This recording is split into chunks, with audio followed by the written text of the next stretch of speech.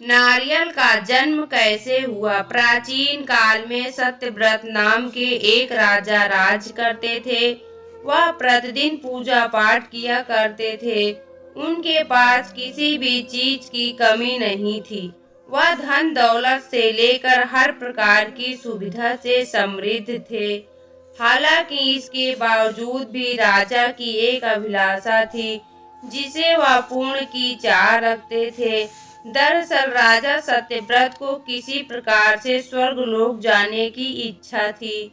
वह अपने जीवन में कम से कम एक बार स्वर्गलोक के सौंदर्य को देखना चाहते थे, लेकिन उन्हें इसका मार्ग नहीं पता था। इधर दूसरी तरफ ऋषि विश्वामित्र अपनी तपस्या के लिए घर से बाहर निकले। चलते चलते वह अपनी कुटिया से काफी आगे चले गए थे।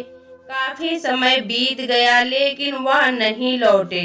इस कारण उनका परिवार भूख और प्यास से तड़प रहा था। राजा सत्यव्रत को जब यह पता चला तो उन्होंने ऋषि विश्वामित्र के परिवार के पालन पोषण की जिम्मेदारी ले ली। कुछ समय बाद जब मुनिवर लौटे तो वह अपने परिवार को कुशल देख काफी प्रसन्न हुए।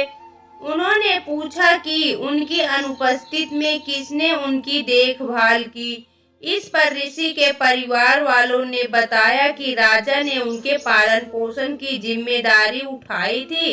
यह सुनकर ऋषि विश्वामित्र तुरंत राजमहल पहुँचे और राजा से मुलाकात की। वहां पहुंचकर उन्होंने सबसे पहले महाराज को धन्यवाद कहा।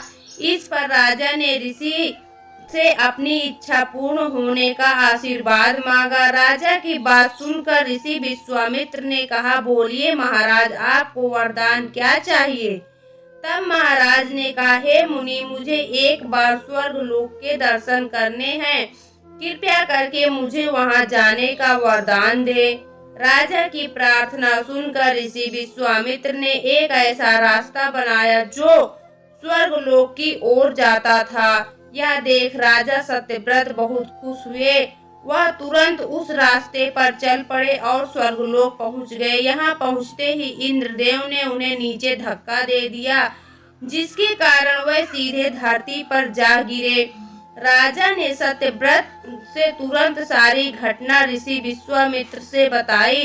राजा की बात सुनकर ऋषि विश्वामित्र गुस्से से आग बबूला हो उठे। उन्होंने तुरंत सभी देवताओं से इस बारे में बात की और इस समस्या का हल निकाला, जिसके बाद राजा के लिए एक नया स्वर्गलोक बनाया गया।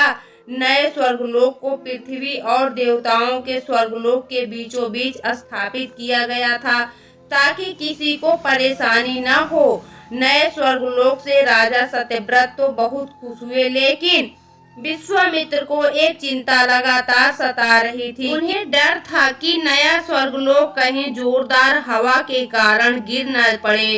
अगर ऐसा होगा तो राजा सत्यव्रत दोबारा से धरती पर जा गिरेंगे।